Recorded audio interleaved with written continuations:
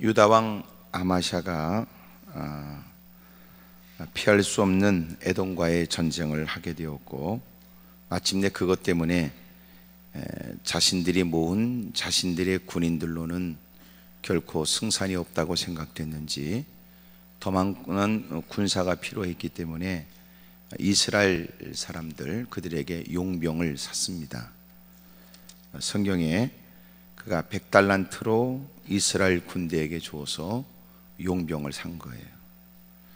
이 당시에 이스라엘은 하나님을 등졌고 하나님을 향해서 배신 행위를 하고 하나님 앞에 그릇된 죄를 범했기 때문에 하나님은 결국 그들과 함께 있는 걸 원치 않죠.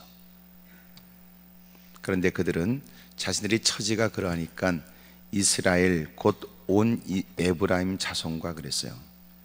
10지파 이스라엘, 2지파 유다 이렇게 돼 있잖아요. 10지파의 이스라엘은 대표성을 가진 게 에브라임이에요. 그래서 때로는 이스라엘 그러기도 하고 에브라임 이렇게도 얘기를 해요. 성경에 하나님이 에브라임 이것은 북이스라엘을 가르치고 또 이스라엘 이건 역시 그렇습니다.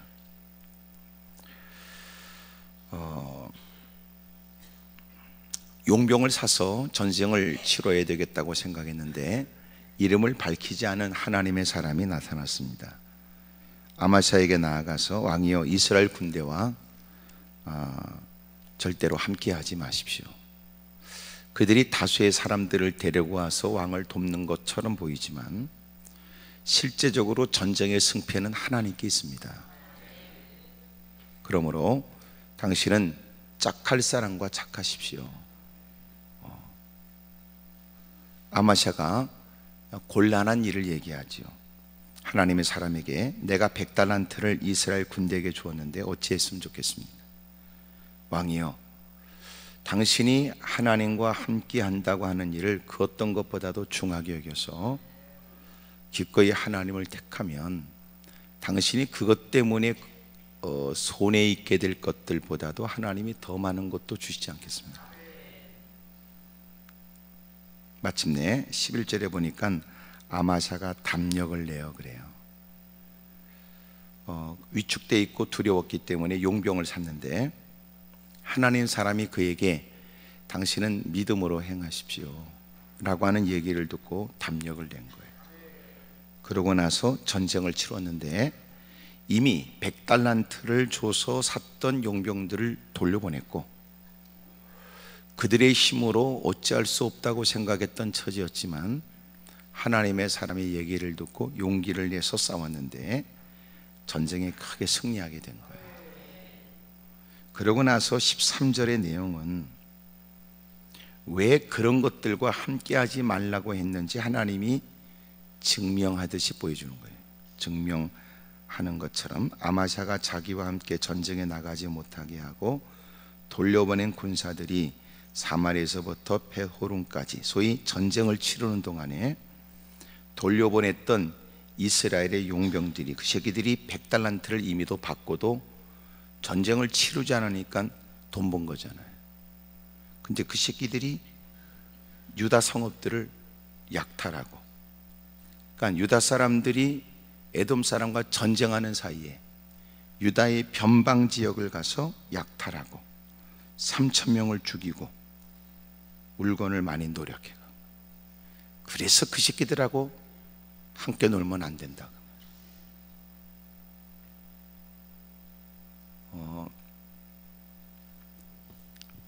우리가 살아가는 생애에 정말 주의 종이 있다는 것은 참 감사해요. 그러니까 소위 주회장이라고 하는 사람이 많이 있지만 실제적으로 나를 지도하고 가르쳐주고 이끌어주는 주의 종이 있는 것은요 복이라. 자칫하면 그저 좋은 얘기는 하기가 쉬워요. 하지만 손실을 감당하라는 얘기, 쉽지 않은 일을 결정하라는 거, 위험의 일들도 감수하라는 거, 또 믿음의 일들을 유독 강조하는 거, 이런 일이요 가면 갈수록 어려워요. 옛날에는 그런 얘기를 해주면 내가 수용하기 어려워도 예의상으로라도 그렇게 하겠습니다, 그렇게 하죠, 이렇게 했는데 지금은 그러지도 않아요. 지금은, 그전에는 목사님이 지나가다가 가는 길에 성도의 가정이 있으면 가서 신방을 하자 그러면 참 고마워했잖아요. 지금은요, 그렇게 불쑥 찾아가면요, 목사는 무식한 목사가 돼요. 에티켓이 없다는 거죠. 미리 올래면 미리 연락을 하고, 찾아가도 되는지 물어보고, 그렇게 해야지. 불쑥 찾아왔다. 거기다가 가서 하나님이 왜 그를 위해서 기도하는 중에 주시는 감동도 깨달음도 느낌도 있잖아요. 그래서 집사님이 이렇게 했으면 좋겠다라고 하는 충고하는 얘기를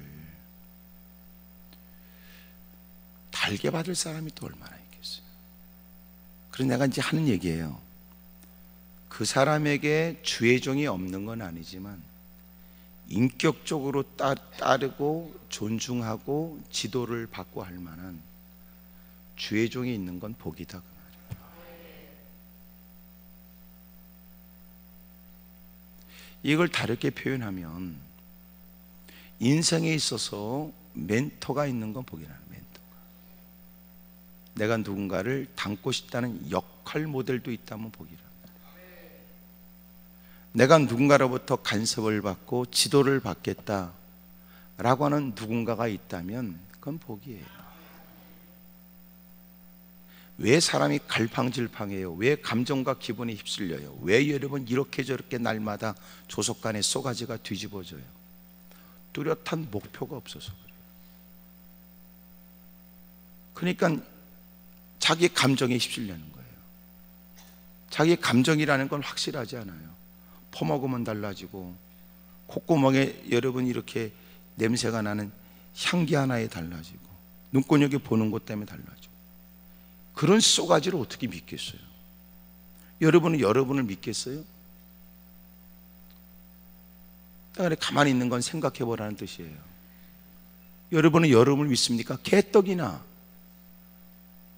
증명해 보일게요. 여러분이 또 한 해가 시작되겠죠. 이제 2016년도 2015년도 시작할 때 다짐을 안 했어요? 결심을 안 했어요?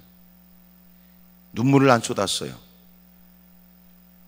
다짐한 당신은 당신 스스로도 당신을 못 믿는 거야.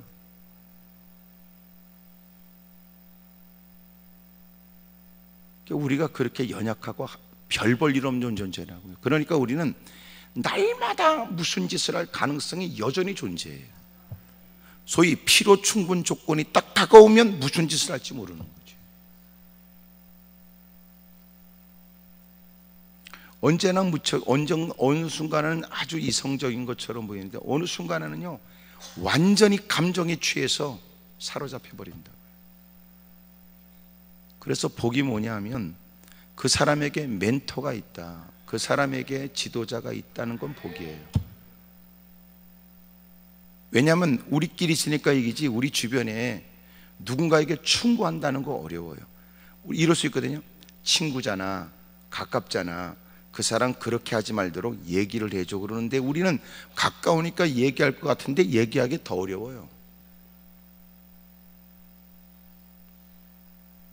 그래서 지도를 해주는 사람이 필요해요. 지도를.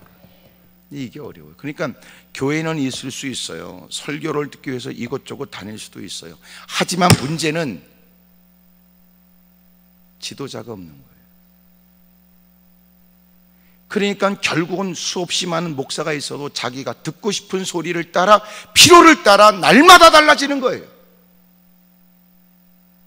결국은 그건 뭐예요? 자기 취향으로 설교도 결정하고, 자기 취향으로 예배를 결정하고, 자기 취향으로 교회를 싸돌아다니니까 결국은 네 맘대로 사는 거지. 그게 위험하다. 그러니까 이 시대에 정말 너한테 지도자가 있느냐? 네가 모든 매사일에 지도를 받고 기꺼이 지도에 응할 수 있을 만큼의 신뢰가 될 만한 사람이 있느냐? 지도자가 없다는 거는요 불행해요. 여러분도 한 해를 잘 살펴보고, 하나님, 나도 그런 훌륭한 지도자를 만나거나 아니면 나도 누군가에 관해서 신뢰를 하고 지도를 받을 수 있도록 도와주십시오. 여러분, 멘토가 있다는 것 대단히죠. 사람이 더 멋지게 성장하려면 멘토가 있어야 돼요. 멘토. 왜냐하면 우리는 수없이 갈등하거나 넘어질 이유가 너무 많아요. 이렇게 다 착한 척하고 앉아있지만 여러분도 이런저런 자극이 다가오면 무슨 짓을 할지 모른다. 반응도 안 하고 가만히 있으니까 나는 여러분이 더 무서워요. 웅큼한 것까지 있으니까.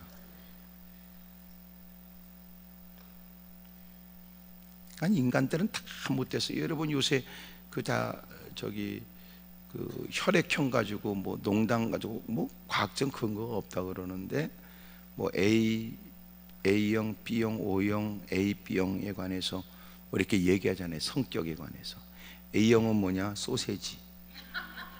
B형은 오이지. O형은 단무지. AB형은 지지지 그러더라고요. 그럼 A형의 소세지가 뭐냐? 소심하고 아주 세심하되 지랄 같은 거. B형은 오만하고 세심하되 지랄 같은 거. O형은 단순하고 무식하고 지랄 같은 거. AB형은 지랄 같고 지랄 같고 지랄 같은 게 AB형이래. 어쨌든 누군가가 또 이렇게 얘기했는데, 이게 보면 또 틀린 것 같지도 않고 그러는데, 확실하게 맞는 건 어떤 놈이든지 다 지랄 같다는 거지. 공통적인 건 다 지랄 같다는 거 아니에요? 그러니까 다 여러분 그럴 가능성이 다 있다고요. 그렇기 때문에 좋다고 오늘이 좋은 거지 늘 좋은 거 아니에요. 지금은 괜찮다고 해서 지금이 괜찮은 거지 계속 괜찮은 거 아닙니다. 그래서 우리는 지도가 필요해요. 지도가. 소위 말해서 자동차에 줄을 긋지 않으면 지멋대로 달릴 거예요. 줄을 거는 거예요. 줄을. 서로의 문제가 생기지 않도록 줄을 거나요. 자꾸 지도하는 거예요. 누군가가 그렇게 하면 돼. 좀 더 오른쪽으로, 좀 더 왼쪽으로 자꾸 알려줘야 돼요. 몰라요, 본인은. 한 번은 저도 제 차가 이렇게 그전 차인데 이렇게 막 하는데 막 달라는데 그 본넷 밑에서 엔진에서 막 과열이 돼가지고 막 이게 김이 막 올라오는데요. 달리니까 나는 모르겠더라고요. 앞에 차를 몰고 가니까 막 달리니까요.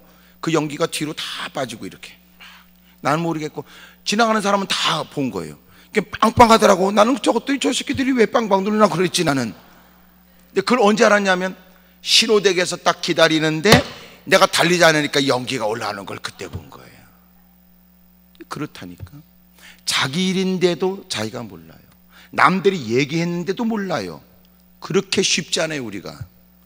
그러니까 누군가가 신뢰되는 사람, 여봐, 네 차 문제 있어 라고 해줘야 비로소 자기를 살피죠. 이 시대의 문제는 지도자가 없는 게 아니에요. 그 사람의 지도자가 없는 거죠. 그래서 사람이 더 바르게 살려면 멘토가 있어야 돼요. 멘토. 좀 더 행복하려면 자기의 동료들이 있어야 돼요. 그러니까 동료들은 격려하는 사람들이에요. 힘을 주고. 거기다 더 삶의 보람이 있으려면 자기를 따르겠다는 사람이 있어요. 멘티가 있어야 돼요. 내가 당신을 존경합니다. 내가 당신에게 배우겠습니다. 그런 사람이 있다면 삶에 대단한 보람이 있는 거예요. 그러니까 멘토도 있어야 되고 서로가 마음을 나눌 수 있는 진정한 동료도 있어야 돼요. 또 하나는 나를 배우겠다고 하는, 인생의 삶이 허무하지 않아, 내가 당신을 배우겠습니다 라고 하는 따르는 멘티가 있다면 삶이 정말 복이 있죠. 옆에 사람 물어보세요. 그쪽은 셋 중에 뭐가 있냐고 물어보세요. 시작.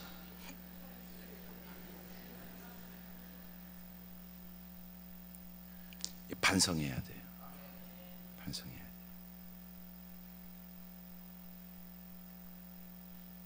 여러분, 멘토도 없고 마음을 나누고 힘들 때 나를 믿어주고 또 내게 힘을 주고 독려하고 격려해 줄 사람이 없다. 또 나에게 뭔가 배우거나 따르겠다는 사람이 없다는 것은요, 참 삶이 불행해요. 이제부터라도 아직 목숨이 붙어 있잖아. 아직도 죽기 전이잖아요. 모르지 언제 죽을지, 2016년도에 죽을지 17년도에 죽을지, 언제 죽을지 누가 알아요. 주님 부르면 가야지. 아멘 안 한다고 해서 더 오래 산다는 보장은 없습니다. 전혀 관계없습니다. 예. 예. 주님이 언제라도 데려갈 수 있는 거니까. 하지만 이제부터라도 삶을 좀 행복하고 보람되이 살아야지. 그러니까 세상에 주의 종들은 많은데 과연 네가 신뢰하고 따르는 너에게 주의 종이 있느냐. 주의 종이. 이제 그런 부분의 일들을 여러분 심각하게 생각하세요. 과연 내가 지금까지 뭘 했나. 그러니까 자꾸만 이것저것 천전하면서 이 사람한테 주소 듣고 저 사람한테 주소 듣고. 교회도 여러분 그렇게 다니면 안 돼요. 이것저것 다니면서 주소 듣고 다니지 마세요. 그 신앙이 거지 같아져요. 무슨 말인지 알아요? 그래서 제대로 한 교회에 정착하고 그리고 지속적으로 교육을 받고 그리고 때로는 내가 마음에 들지 않아도 부딪혀가면서 때로는 나를 꺾어가면서 그래야 여러분 신앙이 성장하지. 왜 우리는 특별하게 하나님께 쓰임받기를 원하면서도 왜 하나님의 손길을 타지 않으려고 하냐 말이에요. 자꾸 주님의 손길을 타야 돼요.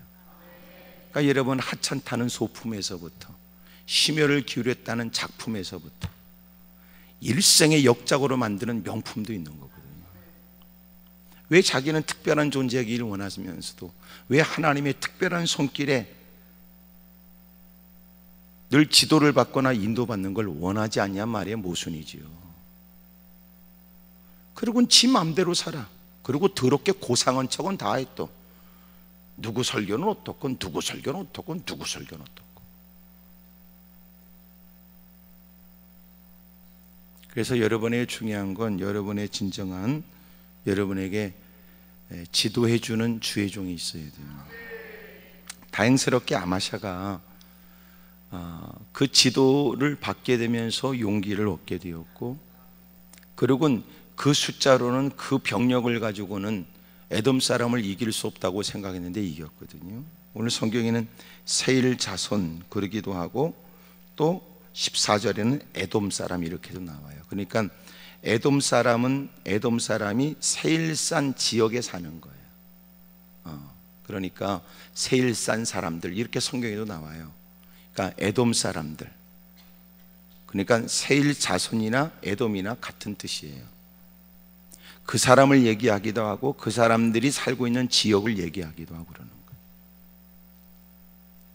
이길 수 없는 싸움이었기 때문에 용병이 필요하다고 생각해서 돈 들여가면서라도 힘겹게 계약을 해서 성사시켰던 일인데 그게 아니고 그들 없이도 얼마든지 당신이 됩니다. 지도자의 지도를 받고 마침내 담력을 얻어 큰 승리를 얻게 되죠. 뭐라고 지도했냐면 당신은 하나님을 믿으십시오. 하나님께서 이기는 자와 지는 자 사이에 계시고 하나님은 그래서 능히 돕기도 하고 패하게도 하시니 그러므로 당신은 두려워하지 말고 함께할 사람과 함께해야지 함께할 분과 함께하세요. 전쟁의 모든 승패는 숫자에 있는 거 아닙니다. 성경이 우리에게 많은 것들을 용기를 주잖아요. 그 중에 하나가 뭐냐면 전쟁의 결과가 숫자에 있지 않다는 거예요. 우리가 많이 쓰는 소위 기드온과 300용사에 대한 얘기처럼 메뚜기 중담처럼 어마어마한 미디안 사람과 싸우기에는 턱없이 부족한 처지 하나님께서는 이미도 모아놓은 사람들 가운데도 사람을 골라내더니 결국은 여러분 300명 데리고 싸우라는 겁니다. 숫자를 가지고는 말도 되지 않아요. 그런데도 하나님이 말씀합니다. 너는 내가 함께 하니까 걱정하지 말라.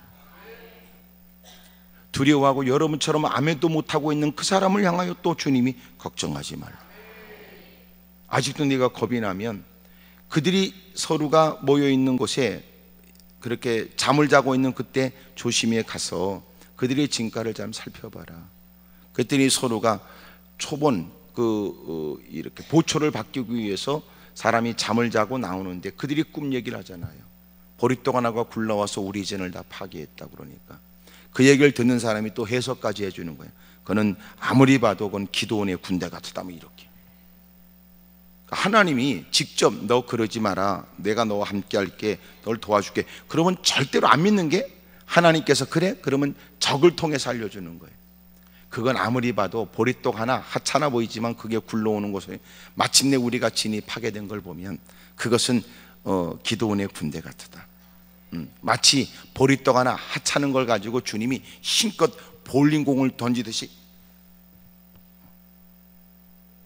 그것이 무슨 결과가 있을까 싶은데 쑥대밭이 되었더니 하나님께서 기도원과 300용사를 통하여 큰 영광을 받으시거든요. 세 군데를 100명씩 나누게 되어서 그들은 횃불을 항아리에 집어넣고 숨기고 나팔을 들고 그리고 기도원의 신호에 의해서 항아리를 깨 횃불을 끄집어내고 나팔을 불어대는데 그들이 서로가 찔러 죽이는 거야. 그러더니 하나님의 큰 승리가 기도원에게 있게 되는 거죠. 숫자는 관계없다는 거죠. 요새 그런 노래 있잖아. 복음성가인가? 내 나이가 어때서? 뭐 여러분 나이는 숫자에 불과하다는 얘기까지. 여러분 성경에 보면 숫자와 관련 없어요. 주님이 부르시는 게 중요한 거죠. 주님이 쓰시겠다는 게 중요하지. 그의 나이가 어떠냐는 거예요. 이 말은 젊다고 해서 호기 부리지 말고 나이가 있다고 해서 절망하지 말라는 거예요. 젊음 가지고 할 수 있다는 것도 아니며 나이 들었다고 더 이상 나는 주의를 할 수 없다고 말할 수도 없다. 하나님이 쓰시기만 하면, 그렇잖아요. 하나님이 쓰시기만 하면. 워낙 여러분 장인들은요 연장 탓 안 한다는 거지. 시원치 않은 거지 같은 걸 써서라도 하나님은 놀라운 일을 나타내. 예? 하나님 우리 같은 거지 같은 것들 불러가지고 전도라고 하는 비련한 방법을 써서 세상의 변화를 일으키려고 해요. 그게 주님이라고. 그럴 때는 이유도 있는 거야. 하나님께서 우리를 통해 역사해도 우리는 절대로 할 말이 없어. 내가 했다고 하는 말을. 왜냐면 워낙 거지 같으니까. 다른 사람들도 알아. 저런 역사는 저 인간이 만든 게 아니라 그가 믿는 하나님이 그런 일을 이루셨다.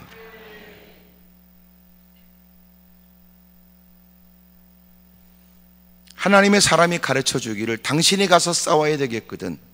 결코 짝할 수 없는 사람과 짝하지 말고 하나님을 더 전적으로 믿으십시오. 전적으로. 그 하나님은 숫자와 관계없이 당신이 볼 때는 당신이 데리고 있는 군사로서는 이길 수 없을 것 같아도 하나님이 함께하면 하나님이 넉넉히 이기게 합니다. 다윗이 등치가 커서 골리앗을 이겼습니다. 다윗이 최첨단의 무기를 가졌을까요? 그의 손에 들려준 건 짱돌 하나밖에 없는데 중요한 건 하나님이 그와 함께 했던 거예요. 그의 상상력이 얼마나 위대해요. 들판에서 함께 하셨던 하나님이 전쟁터에서도 함께 한다. 대단하잖아요. 하나님은 집에서도 함께 한 것처럼 병상에서도 함께 하지. 이러는 거예요. 하나님은 교회에서 함께 하신 것처럼 치열한 경쟁사회 삶의 현장에도 사업장에도 하나님이 함께 하신다. 다르잖아요. 다르잖아요. 누가 그를 업신여깁니까?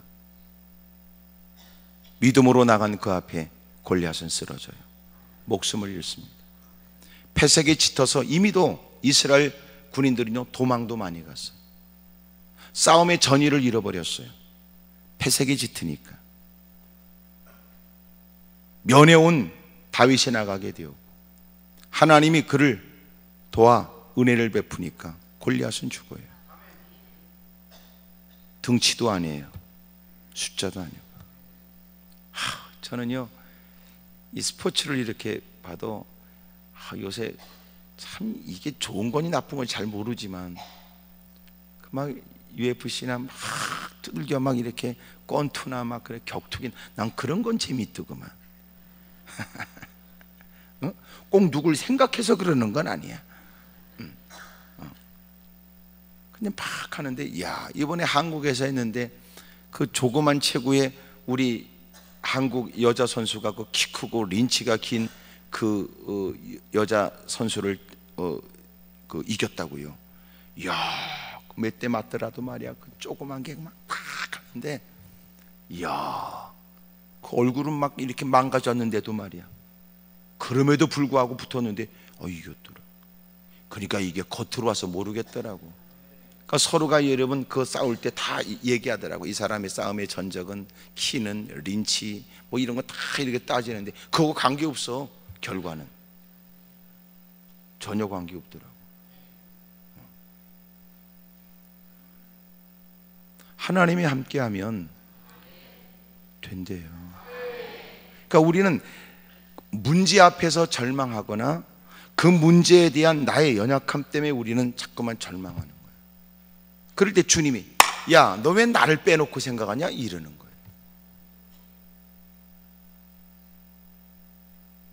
선교 현장에서도 이제 그런 일이 많아요. 저도 이제 다음 주에 이제 캄보디아를 가는데 내가 너무나 가슴 아파요. 꼭 유치원을 세워야만 되거나 학교를 세워야만 선교가 된다는 건 아주 위험한 생각이에요. 말은 설득력이 있어요. 왜냐하면 불교 국가이기 때문에 어릴 때부터 아이들을 기독교적 그런 환경 속에서 키우지 않으면 어렵다 이잖아요. 나는 그걸 부정하지 않아요. 하지만 그것만이 방법이라고 말하는 것은 불신이라는 거죠. 한국은 안 그랬어요? 옛날에 그랬죠. 고아원들 다 있었지만 고아원 그렇게 기독교적으로 다 했다고 해서 전부 다 그 사람이 그 많은 세월이 지나서 다 신앙생활 했습니까? 안 해요. 그렇지 않아요. 워낙 불교 국가니까 청년들이 교회 나오거나 그러면 다 도움을 받고자 하는 마음이 대부분인 건 사실이에요. 때로는 신학생들조차도 특별히 먹고 살기 어려우니까는 신학교 교육한다고 다 먹여주고 다 재워주고 다 하니까 그래서들 들어온 애들도 있어요. 그런 중에 신실된 사역자도 나오지만 때로는 그렇게 하고 그러다가 어쩌다 한국어 배우면 한국에 와서 직장 생활해요. 왜? 그들에게 로망은 한국에 와서 불법 체류자로 있더라도 한국만 해서 여기서 직업을 갖는 거예요. 그러니까 그런 것들을 다 감안해야 되는 건 사실이에요. 제가 누구한테 그랬어요. 왜 여기서 유치원, 왜 여기서 학교가 있어야만 된다고 얘기하느냐? 없다면 있어야 되지만 맨 유치원이고 학교를 다 세운다. 난 그걸 반대하는 건 아니지만 나는 묻고 싶다. 지금 선교 일을 하면서 하나님의 역사, 성령의 역사를 빼놓고 있는 거 아니냐? 그렇게 못된 사울도 뒤집어지는데 왜 진정한 예배를 드리면서 성령이 그들 가운데도 역사할 것은 왜 기대하지 않느냐?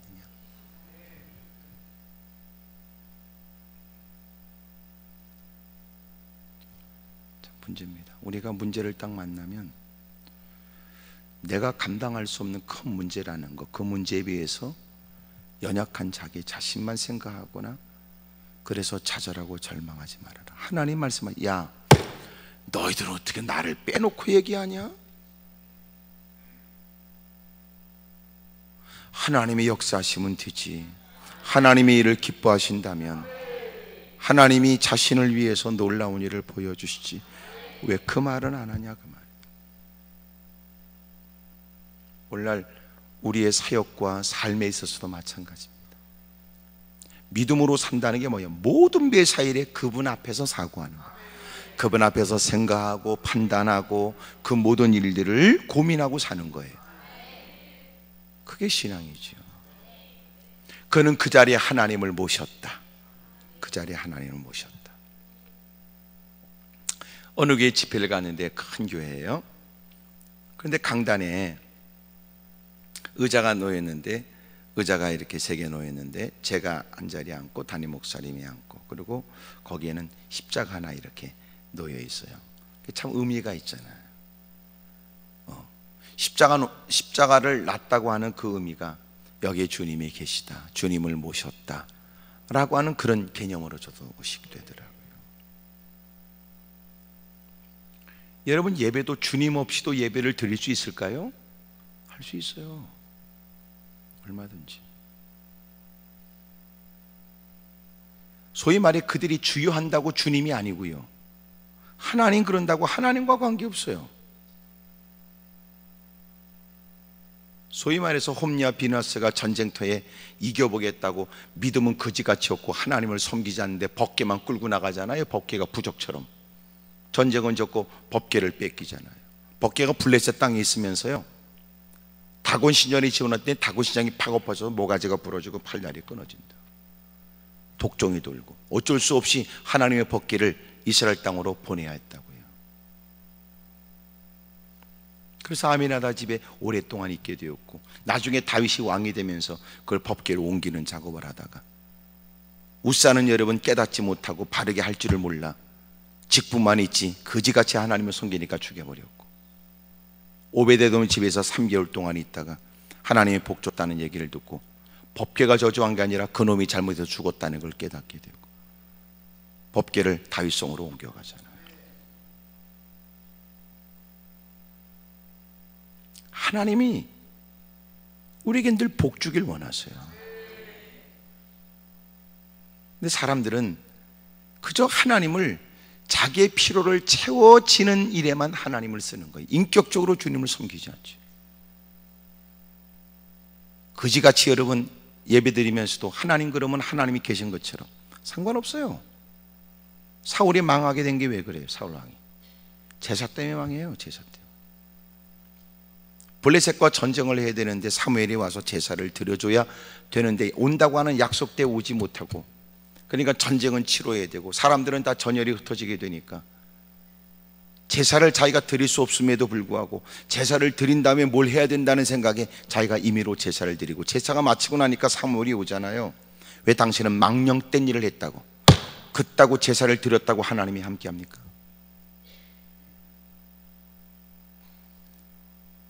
소위 내가 하나님을 높이면서 예배드려야지 내가 하나님 그런다고 하나님이 내가 부르는 자리에 끌려다니는 거 아니에요. 소위 우리가 찬송하면서 하나님 이곳에 임재하시옵소서. 하나님은 네 따위가 얘기하면 하나님은 어쩔 수 없이 임재해요?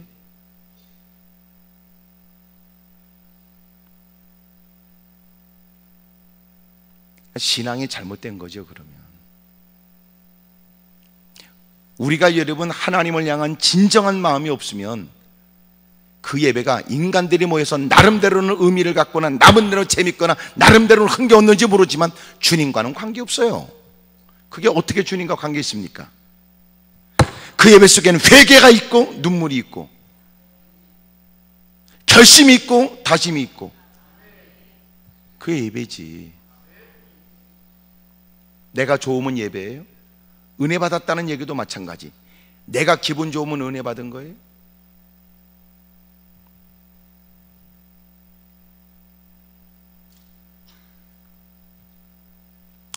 누가 우리와 함께 하느냐 대단히 중요합니다. 예배 가운데 하나님이 임재하실 만한 예배를 드리고 그분에 대한 정말 존중의 모습이 있어야지. 그래서 주님 앞에 깨달아진 것 때문에 통회하고 회개하고 하나님 말씀을 잘 경청하여 순종하고자 하는 마음이 있고, 그래야 예배지요. 못된 인간들이 자기네들 폼 잡겠다고 모여서는 거들먹거리면서 우리가 오늘 예배 드렸는데, 우리가 예배 드렸는데, 이게 얼마나 웃기는 얘기예요.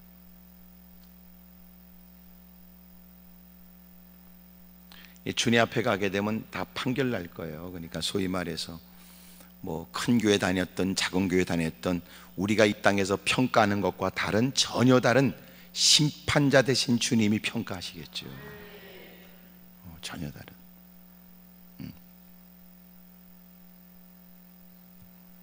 이왕이면 이 땅에서도 주님께 인정받길 바라고, 주님 앞에서도 선한 행실은 드러나길 바라고, 상급받는 복된 삶이 되기를 축복합니다.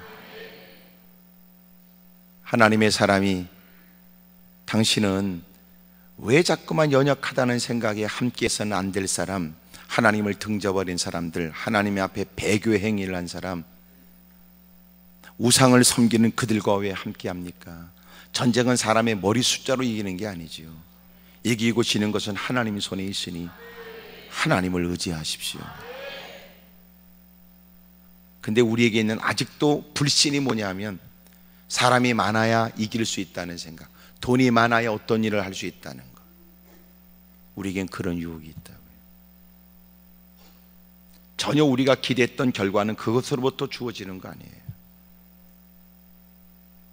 오늘 저와 여러분들이 누구보다도 하나님을 향한 큰 믿음이 생기길 바라고, 그 문제를 해결하기에는 내게 벅찬 듯 하지만 오늘도 믿음으로 그 일을 맞설 수 있는 용기가 있기를 축복합니다. 크게 아멘 하십시다. 좋은 게 있다면, 나와 함께 할 사람이 있다면 고맙죠. 당신이 하나님의 거룩한 뜻을 받드는 일에 내가 당신과 함께 합니다. 그러면 고맙죠. 내가 당신과 동행은 못하지만 당신을 위해 기도하겠습니다. 큰 힘이 되지요. 절대로 짝해서는 안 될 사람과는 단호하게 결별하세요. 한국 사람이 제일 안다는 게 뭐냐면 이 동업이라고 그러거든요. 동업. 어떤 사람이 동업을 했다 망한 얘기를 하더라고요. 동업을 했는데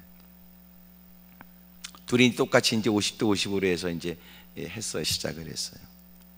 근데 뭐 이제 그 미국에서 이제 이런 잡화점 뭐 여러 가지 다양한 많은 것들을 이제 파는데, 어느 날 그 동업한 두 친구 중에 하나가 가더니 담배 그 한 보루를 가지고 가더래요. 야, 그거 왜 가지고 가니까, 어떠냐, 내 가게인데. 그래가지고, 그러니까 동업하는 다른 친구가 있다. 저 새끼가 저게. 그래서 그날 그 사람도 다른 거 또 한 가지 가져갔대. 너만 가져가냐 이 새끼야? 나도 가져간다. 결국 망했지. 하여튼 동업한다는 건 대단히 위험해요. 참 어렵더라고 그게. 처음에는 같은 마음이지만 하다 보면 달라지는 거예요. 그 마음이 똑같이 유지되는 게 쉽지 않으니까. 교인들도 마찬가지야. 교인들도 뭐 서로가 의기투합하고 뭘 한다고 그러지만 뚜렷한 원칙을 세우지 않으면요 무너져요. 아우때 우리끼리인데, 아이고 참나 막 이렇게 해가면요 뭔가 확실히 따지고 뭐 쓰고 막 이런 거 보면요 믿음 없거나 사람을 의심하거나 나쁜 사람처럼 여기는 거죠. 어떤 안수 집사님이 나한테 왔다니까, 목사님 이 호소 좀 들어보세요. 이분이 글쎄 자동차 그 정비소를 하려고 말해요. 누가 내놨다고 그래서 가서 했는데, 그분이 장로님이래. 이분은 안수 집사님이고. 근데 장로님 만나서 얼마나 신앙 얘기를 하는지 말이요, 너무너무 은혜 받았대. 서로가 그러시냐고, 나도 장로고 당신은 안수 집사고, 그러면 당신이 이왕이면 이 일을 맡아줘. 그리고 계약금 1억을 쓰는데요, 1억을 뭘 받았다고 영수증을 쓰면 자기가 나쁜 놈처럼 느껴지더래요. 워낙 간증 얘기를 막 신령하게 해가지고. 만약 그걸 쓰자고 그러면요 자기는 믿음도 없고 거지 같은 인생처럼 느껴지더래. 그리고 구두 약속을 다 하고 자기는 돈을 주고, 그 다음에 갔는데 그런 적이 없다고 그러는 거예요. 이 사람이 뒤집어진 거예요. 그런 때가 되니까 이제는 법적인 게 뭐가 있어야 되잖아. 근거가 없는 거야. 좋을 때는 은혜였다가 결정적 순간에는 아무것도 없는 거예요. 이야, 이 사람이 나한테 달려와가지고 울면서 호소하더라. 그리고 나한테 부탁하기를, 제발 목사님, 덜 많은 사람 만나고 덜 많은 교회 다니니까 제발 이 얘기 좀 해주세요. 그래서 애가 얘기하는 거예요.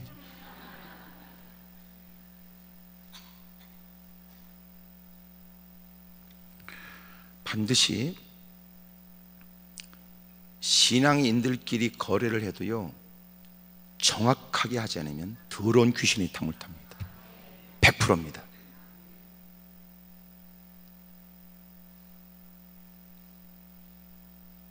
그래서 오히려 예수 믿는다고 말하고 일도 못하고 말만 많고 예수님만 빙자하는 인간들하고 거래하는 것보다는 예수 믿지 않고 그래도 여러분 정직하고 상도덕 있고 진실되고 훨씬 낫더라. 반드시 일을 할 때는 예수 얘기가 먼저 나오면 안 돼요. 일 얘기가 먼저 나와요. 왜? 지금 일 때 만났으니까. 그리고 일을 다 끝나고 나서 예수님 얘기해요. 역시 예수님인 사람이 다르지 이러지. 처음부터 끄집어내는 사람들은 나는 걱정해요. 저 사람이 이것저것 시시콜콜 따지는 내 입을 막는구나, 이렇게. 저렇게 믿음 있는 척 떠버리는 것들이 만약 하자를 얘기하거나 문제를 제기하게 되면요, 이제는 내가 믿음 없는 사람이 되거나 내가 모진 사람이 되는.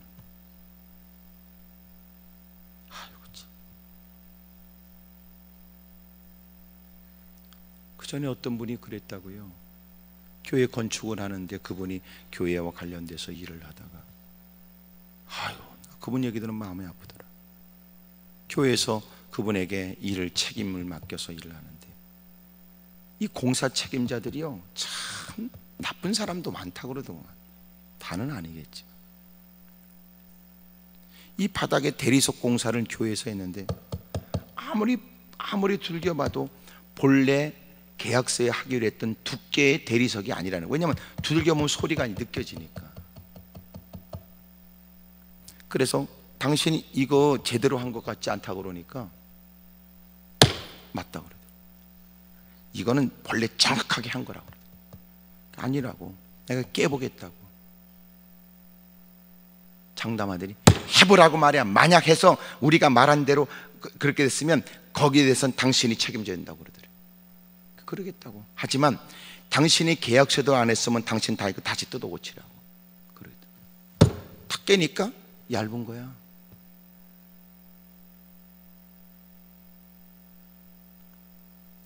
교회 위에 여러분 동판으로 씌우는 무슨 작업을 했대요. 0.8mm 작업을 했대. 0.8mm. 근데 물건을 갖고 와서 재보니까 0.6mm래. 그 2mm 차이가 값이 무지무지 비싼 겁니다. 당신 왜 이렇게 했냐고 그러니까 목사님한테 가지고 막 지금 자재값이 오르고 막 그래서 목사님 저번도 어렵다 그러니까 그냥 계좌. 그 0.6mm로 하기로 한 거야. 근데 놀란 건 진짜 공사는 0.5mm짜리로 한 거야. 그래서 당신이 0.5mm짜리로 했냐고 그러니까 왜 이렇게 교회가 까탈스러워? 나도 장로지만. 이게 말이 될 겁니까?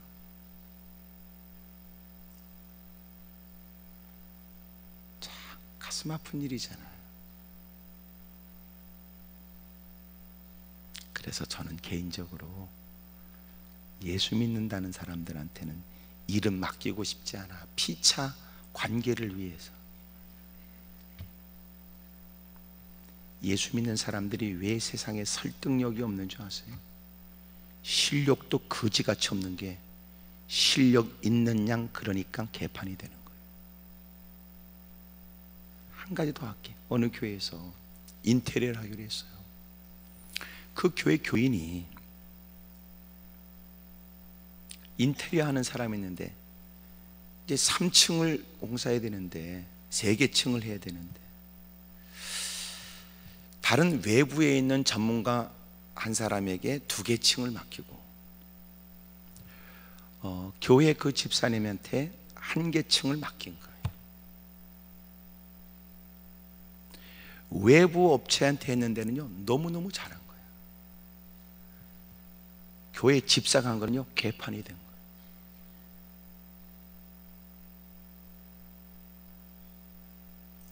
사람들이, 교인들이 들어오면서도 얘기하는 거예요. 이게 뭐야? 이게 뭐야? 아이고, 인테리어 했다는 게 이게 뭐야? 그 목사님이 얘기하더라고. 다시는 교인들한테 일을 맡기지 않기로. 저기 무조건 예수님의 이름 팔지 말고요, 실력을 키우세요. 실력 거지 같거든요. 예수 믿는다는 얘기 하지 마세요.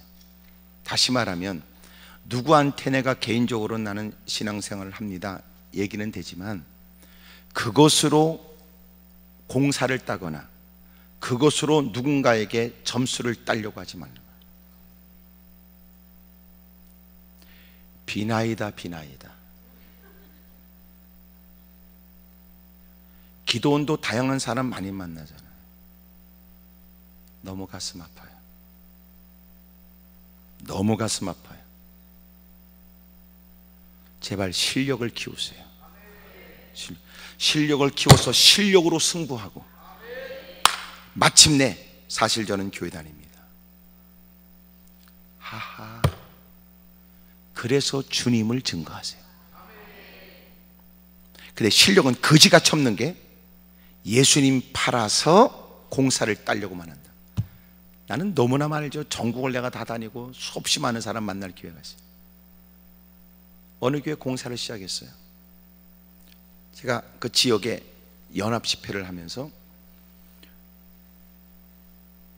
낮 시간 연합 집회를 마치고 나서 목사님 한 분이, 목사님 바쁘시지만 강사님 저희 교회에 잠깐 오셔서 기도 좀 해주세요. 그래요. 그리고 눈에 눈물이 그렁그렁 하세요. 교회가 돈이 없는 것도 아니고 교회를 잘 지어 나가고 있어요. 그 교회를 누구한테 맡겼느냐? 그 당시에 여러 교회를 건축하는데 일한다는 어느 집사가 막 신문에도 대대로 광고하고 막 그랬어요.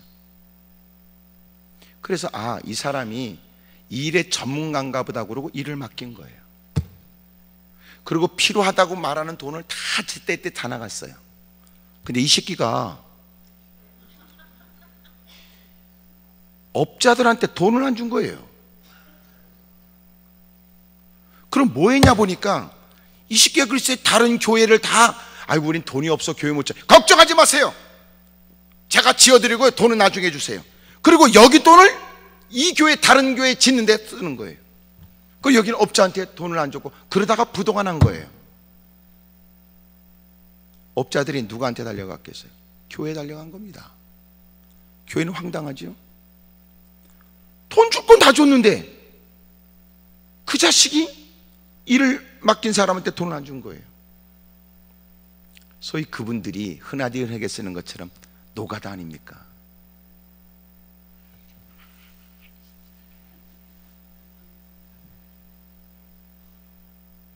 교회를 짓다가 멈춘 거예요.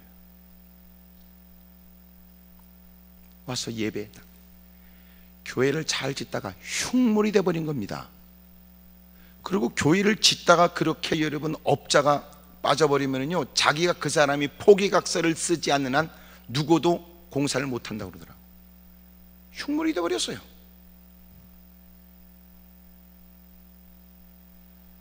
마침내 식사를 하고 그 교회 갔더니요, 다행스럽게 겉은 교회가 욕을 안 먹도록 막 어떻게든지 겉 모양은 해놨는데 안에 들어가보니까 다 넣어버려졌어요.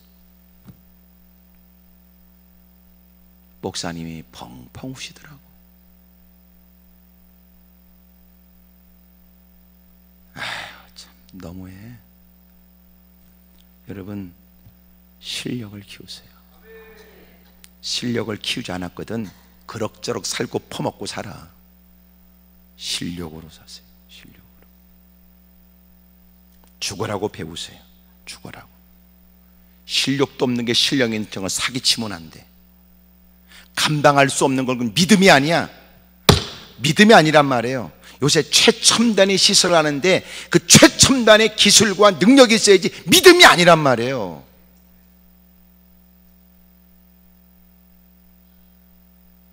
너무 가슴 아파 그런 거. 오늘 제가 이 얘기를 왜 하는지 모르지만 오늘 여러분 가운데도 생업도 하고 직장생활 비즈니스 하는 분도 있을 텐데 믿음이라는 말로 거짓말하지 마세요.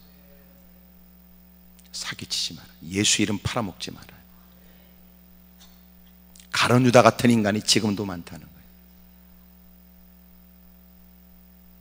깨끗하고 진실되이 사세요.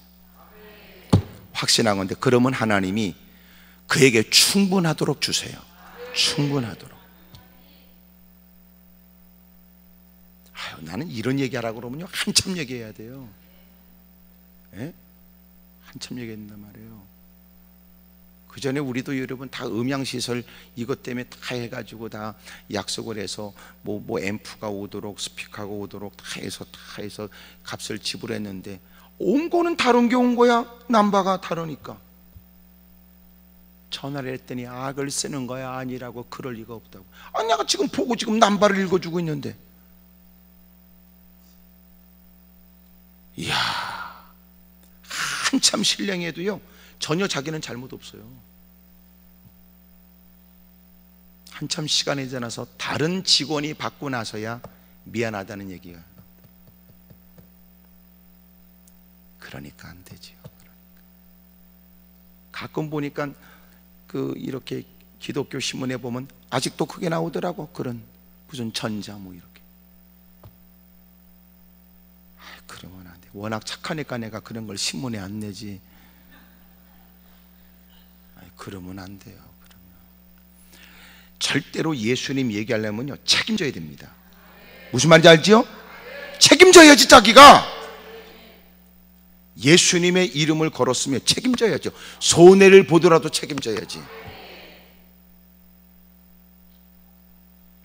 공사하고 나면 자빠지는 거예요. 우리는 뭐 너무나 많잖아요 그런 일. 웃기는 건 내가 믿지 않는 사람한테는 이거 이렇게 해주세요, 이렇게 해주세요, 이렇게 해주면요 아무 소리 안 하고 해요. 당연하니까. 소비자 입장에서는 이런 부분의 일들 얘기해서 거래하여 추진하는 거니까. 이상하게 예수 믿는 것들은 이렇게 해서 저렇게 하면 말이 많아요. 왜 여기는 까탈스럽냐? 문제 아닙니까? 제발 여러분도 날로 먹지 마세요. 실력을 키워. 실력을. 호떡을 거지같이 구워놓고 그리고 이렇게 잘 팔리게 믿습니다 그러지 말어. 그럼 믿습니다가 아니라 넌 어디 가서 배워. 그것도 어떻게 반죽을 하는지, 어떻게 딱 기름 묻혀서 딱 한 숟갈 팍 뜨고 끝을 잘 어떻게 마무리해서 이렇게 탁 던지고 꽉 누르고 뭘 배워 그거를. 어디는 똑을 싹 들쳐가지고 굴리두고만 이렇게. 그런 거라도 하세요. 그런 거라도 뭘 배워. 안 한단 말이에요.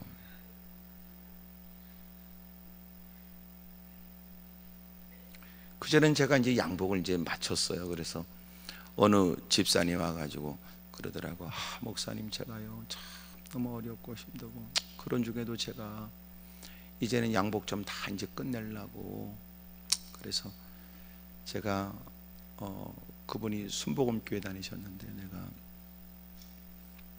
어차피 망하는 거 조영기 목사님에게 최고의 좋은 옷을 해드려야지. 그리고 그냥 자기가 어차피 망하는 거 내가 마지막 다 문을 닫으면서 최고로 잘 그러고 해드렸대. 나 그 얘기 들으니까 감동받더라고. 내가 아휴 참 얼마나 귀한가. 그래서 내가 이제 다 이제 뭐 망할 지경이고 다 끝낸다고 하는 그 집을 내가 찾아갔잖아. 양복점을. 그냥 이제 양복을 제가 맞췄고 여러분한테도 알려줬고 해서 다 이렇게 양복을 이제 자주 맞췄어요. 근데 거기가 문 닫아야 될 이유가 있더군요. 양복을 못하는 거야. 참나. 그렇지, 당연하지. 못하니까 망하는 거지. 오죽하면 내가 알려줬겠어. 이건 이렇게 하세요, 이건 이렇게 하시고요. 내가 알려줬겠어?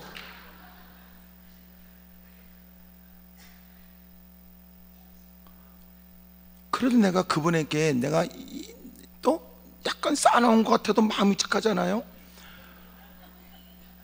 그래도 가면 막 그냥 또 목사님 이거요 저희 집에서 이거 기름 짜왔어요. 이거 기름 한 병 이거 사모님 같은. 마음이 내가 자꾸 약해지는 거야. 그리고 이제 어느 목사님한테 소개해서 그 목사님도 가서 양복을 샀는데 그 목사님 양복을 맞춰 입고 어디 가서 앉았다 일어났는데 시원하더라는 거야. 참 환장할 일이지 이게.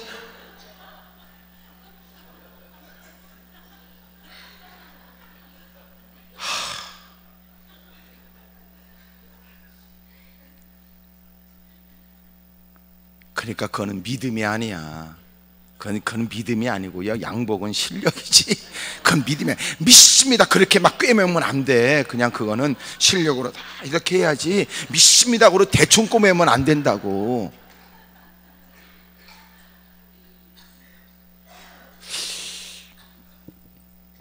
그래서 여러분에게 얘기하는데, 장사를 하든지 여러분 뭐 사업을 하든지 직장생활을 하든지요,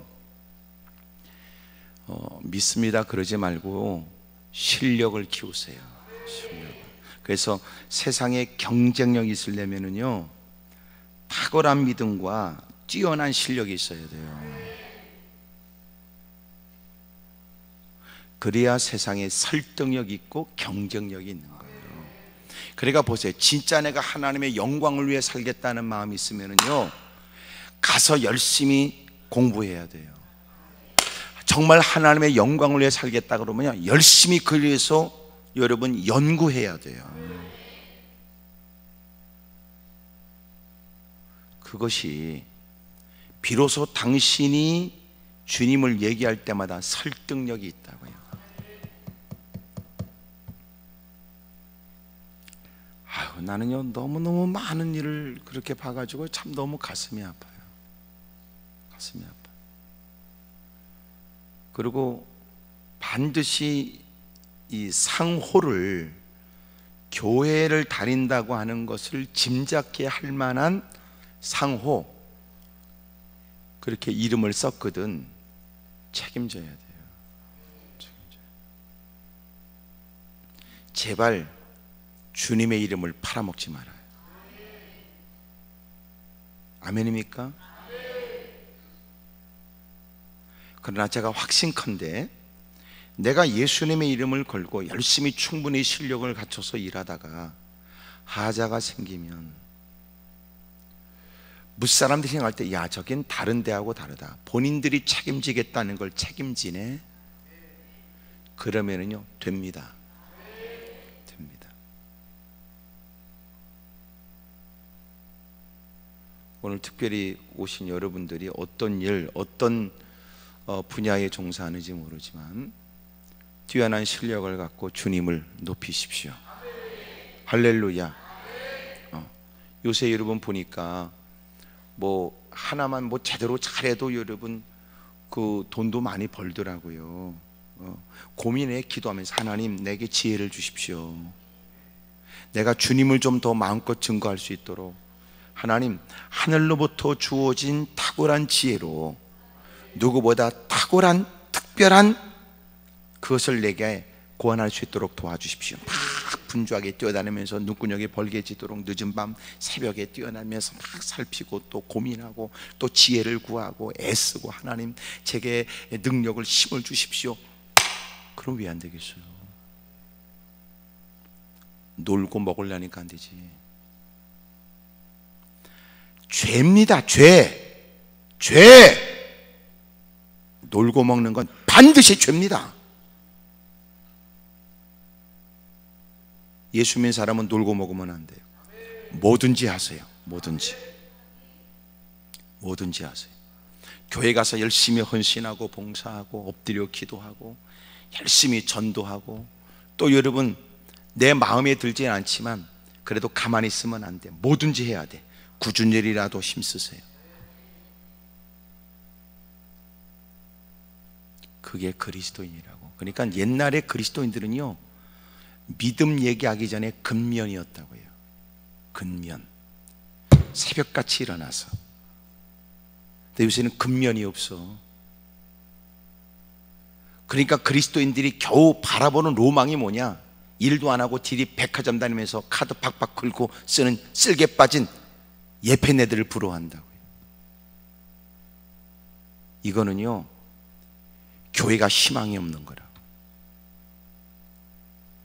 오늘도 그런 분 없겠지. 주여 저는 어떻게 거지 같은 거 만나가지고 어떤 예패네는 그렇게 법인카드 갖고 다니면서 박박 긁고 다닌다는데 내 팔자는 그런 사람 없겠지. 또 혹시나 집에서 한판 붙고 애씨 그러고 집 나온 사람도 없겠지. 한 번에 내가 철회하면서 여러분 혹시나 오늘 철회한다고는 하지만 명분상 그렇고 혹시나 집에서 한판 붙고 오신 분들은 오늘 일부 끝나고 집으로 돌아가시기 바랍니다. 내가 그랬어요. 그랬더니 일부 끝나고 나서가 이렇게 사무실로 가려니까 누가 멀리서 목사님 그래서 네 그러니까 저 집에 갑니다 그러고 가더라고.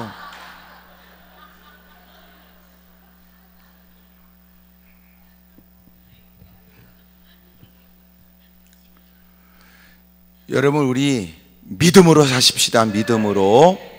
여러분 내가 이 말씀드린 것처럼 우리가 믿음으로 말한다는 것은 실력을 간과한다는 말이 아니에요.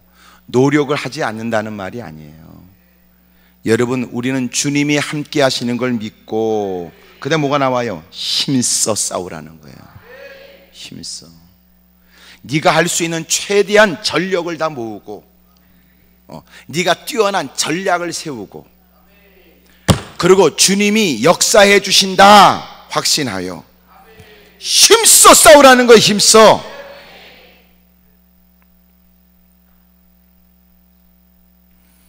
네가 할 수 없는 것 때문에 아무나 짝해도 된다고 생각하지 말고 하나님께 모든 승패가 있으니 너는 짝할 수 없는 사람과 짝하지 말고 하나님을 철저히 믿고 네가 할 수 있는 역량을 최대한 발휘하고 그리고 최선을 다해서 힘쓰라는 거예요. 놀라운 건 주님이 이길 수 없다고 생각했는데 빌려왔던 용병도 보내버리고 그리고 승리하게 된 거예요. 혹시나 오늘 이 말씀을 들으면서 누군가에게는 이런 마음이 들어요. 아휴 내가 진작 얘기 들었어야 됐는데 아이고 이미 내가 들어간 돈이 있는데 이미 들어간 돈이 있다 할지라도 믿음으로 살기 위해서 손실을 감수하세요. 그래서 미리 여쭙는 게 지혜라는 거죠. 하지만 인간적 두려움 때문에 어쩔 수 없이 인간적 방법을 동원하여 그리할 수밖에 없었다는 건 충분히 우리가 이해가 된다. 하지만 말씀 앞에 이렇게 새롭게 다짐했다면 다짐하여 추진하는 일에 아이고 이미 돈이 들어갔어요. 이미 어떤 분이 집사님 동생이 술집을 한대요. 술집. 그래서 늘 얘기해. 야, 너 그거 때려쳐. 알았어 누나, 알았어 누나. 내가 그거 그만두라고 그러세요. 예, 그래서 얘기했어요. 그랬더니 이렇게 얘기해요. 누나 알았어 나 그만둘 거야. 근데 요번에 새롭게 인테리어를 했어. 1억이 들어갔거든. 그러니 그 돈 빠지면 내가 그만둘라고. 이야, 그렇게 말할 때는요, 너 1억을 손해보더라도 그만둬, 말하기가 어렵죠. 나도 그 다음 말을 못하겠더라. 에? 1억 들어갔다는데. 이야, 그래도 여기 대단하잖아요, 하나님의 사람. 여봐요, 그렇게 돈이 들어갔어도 당신이 그들과 함께 하긴다면 당신은 더 큰 손해를 볼 수 있어. 그러나 기꺼이 그 모든 일에 결별하고 손해를 본다 할지라도 하나님 앞에 끊임없이 믿음으로 살아. 그러면 하나님이 손실을 보지 않도록 책임져 줄 테니까. 어찌하면 주님이 오늘 우리에게 여러 가지 갈등 속에 있는 우리를 향하여, 너 하나님을 함께 하시는 걸 믿고 네가 할 수 있는 최선 역량을 발휘하고 너는 사력을 다하여 힘써.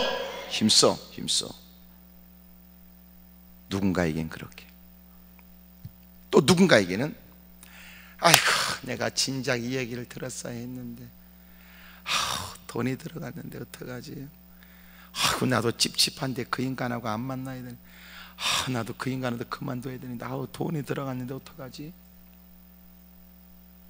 누군가에게 주님은 말씀합니다. 너 이제라도 손해를 보는 것처럼 느껴지지만 기꺼이 그 모든 지금까지의 계획을 바꾸고 하나님을 믿는 믿음으로 네가 갖고 있는 역량을 발휘하고 최선을 다해서 믿음으로 해.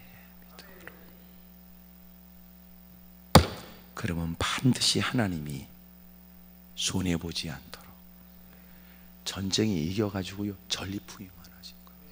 알고 보니까 이스라엘 사람들이, 여러분, 그 돈을 받고도 그놈들이 분연히 성질 부리면서 화딱지 내면서 갔던 이유가 뭔가 보니까 그들이 목표는 돈을 받고 와서 전쟁을 치러 이기면 탈취물을 가져갈 생각이었다.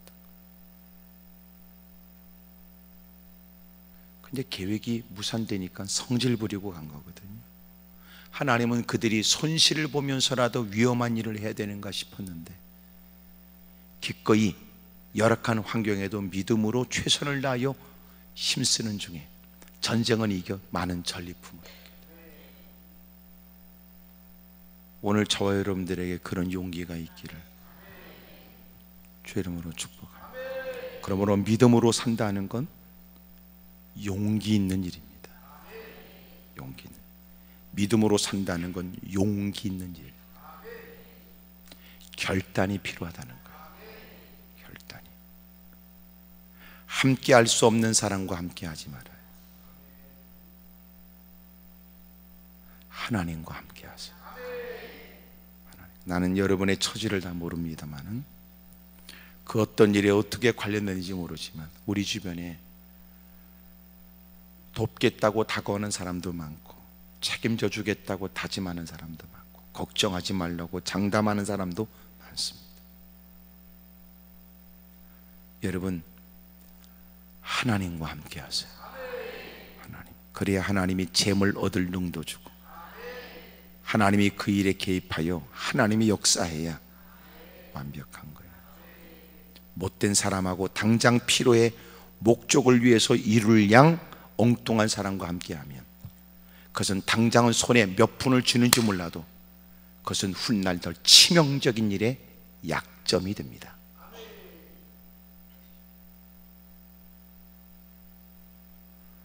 오늘 믿음은 용기 있는 결단이라고. 그러므로 괜히 사람 숫자만 하면 이길 수 있다고 하는 막연한 생각은 금물입니다. 당장 돈을 들여서도 어떤 목적을 이룰 수 있다고 생각하는 건 더 큰 화를 자청하는 겁니다. 주님이 그러잖아요. 야, 내가 있어. 내가 있잖아. 내가 하나님을 의지하자고요. 하나님을. 오늘 믿음 있는 용기 있는 결단의 모습으로 오늘 시작하는 그 일에 하나님이 도와주시는 손길이 있고 또 기가 막힌 지혜도 있길 바라고, 무사람의 눈이 휘둥그레질 만큼의 열매와 결실도 있기를 주의 이름으로 축복합니다. 적어도 뭐 이런 거예요. 소극적으로는 주님 앞에 부끄럽게 살지 말자. 부끄럽게 살자. 돈이 많다 적다가 아니라 부끄럽게 살지 말자. 주님 앞에서도 자랑스러운 사람이 되자. 돈을 벌었다고 해서 다 인생의 여러분 자랑스럽지 않고 누군가는 부끄럽다 하나님께 다가와라. 기도하겠습니다. 무릎을 꿇고 두 손을 가슴에 얹지요.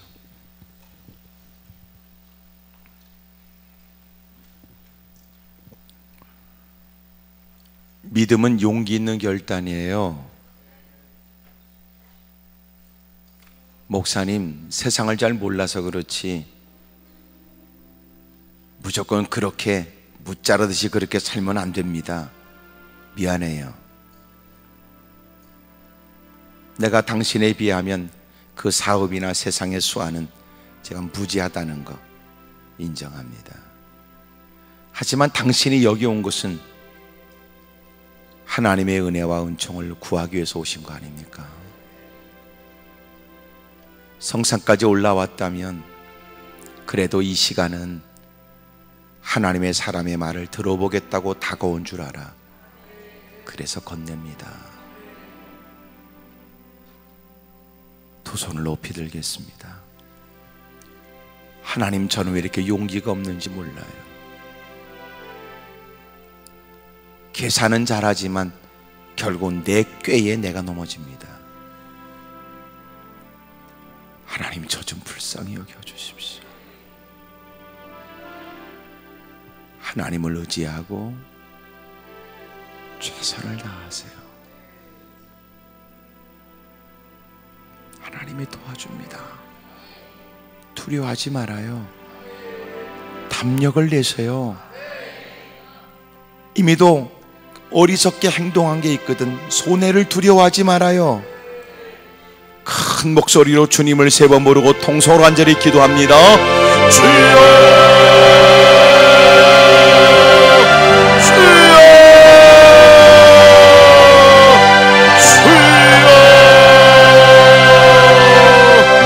전능하신 하나님 아버지,